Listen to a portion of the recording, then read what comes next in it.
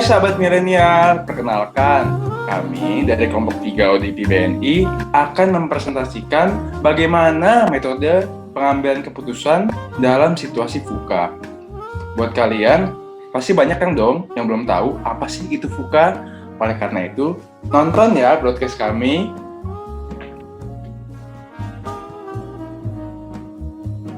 Saat ini, di mana era pandemik, perlu sekali banyak pertimbangan dalam mengambil suatu keputusan dalam pekerjaan kita sehari-hari. Sebelumnya, saya perkenalkan, nama saya Ahmad Thorik, kemudian rekan kelompok saya ada Mas Bian, Mbak Firza, Mas Kevin, dan juga Mas Imam Mubiar, Mbak Indri, dan Mas Theo. Nah, dalam video kami kali ini, kami akan mensimulasikannya dalam bentuk sebuah film series berupa The Bankers. Di sini, Kenzo dan Quincia merupakan bankers dengan jam terbang tinggi yang sangat kewalahan menghadapi era VUCA. Dan apakah mereka berhasil menemukan solusinya? Bagaimana peran VUCA Prime dapat membantu Kenzo dan Quincia dalam menghadapi era digitalisasi yang sekarang sedang booming di era COVID ini? VUCA. Nah, VUCA merupakan kepanjangan dari Volatility, Uncertainty, Complexity, and Ambiguity. Apa itu VUCA? Istilah VUCA itu diperkenalkan pertama kali oleh US Army War College untuk mendeskripsikan dunia multilateral yang dirasakan sebagai akibat dari berakhirnya Perang Dingin, yang menceritakan bagaimana suasana perang di mana keadaan saat itu penuh dengan suasana yang labil, tidak pasti, rumit, dan serba tidak jelas. Selanjutnya, nah apa sih kaitan VUCA dengan zaman sekarang? Zaman sekarang ini teknologi sangat berkembang dengan cepat di seluruh dunia, sehingga menyebabkan munculnya tatanan ekonomi baru serta berubahnya tata nilai dan gaya hidup masyarakat. Nah, bagaimana VUCA dalam perbankan, khususnya di PT Bank BNI? Nah, pada episode 1 yaitu yang berjudul Volatility itu sendiri adalah kecenderungan untuk berubah dari satu keadaan ke keadaan lain, dalam hal ini di dunia bisnis yang berubah sangat cepat, bergejolak, tidak stabil, dan tidak terduga. Pada episode 1 ini menceritakan Kenzo dan Quincia yang merasakan perubahan teknologi yang berdampak besar pada sektor perbankan. Sebelum muncul teknologi, bank hanya berfungsi sebagai tempat menabung dan masih bersifat tradisional. Namun dengan adanya teknologi telah mendorong digitalisasi perbankan yang mengakibatkan perubahan perilaku pada nasabah.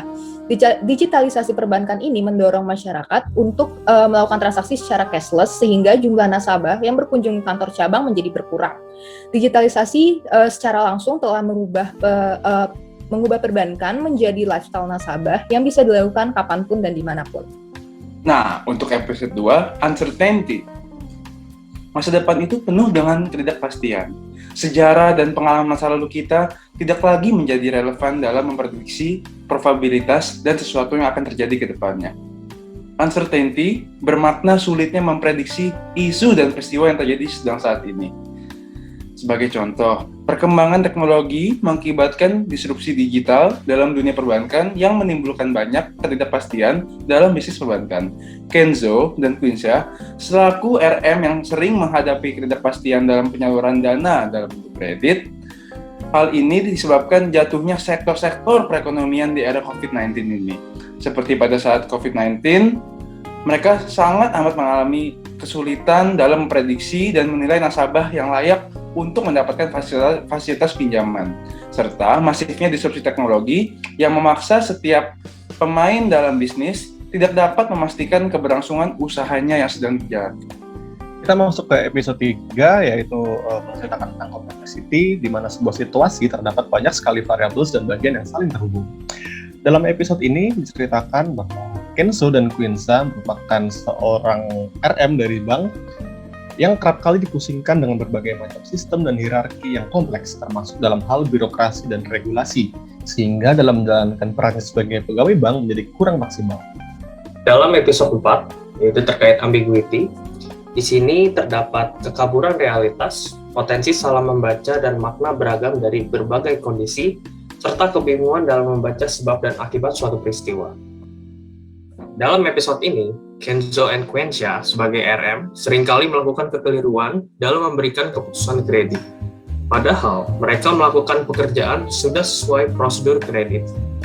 Mereka menelusuri sebab dari kekeliruan keputusan kredit, namun tidak menemukan titik terang. Dalam peristiwa tersebut, mereka menjadi ragu dalam melakukan pekerjaannya dan kebingungan bagaimana solusi pemecahan masalah yang aktual. Kali ini kita akan membahas mengenai VUCA Prime, yaitu Vision, Understanding, Clarity, dan Agility. Apa itu VUCA Prime? VUCA Prime dikembangkan oleh Bob Johansen, peneliti dari The Institute for the Future, untuk menghadapi kondisi VUCA.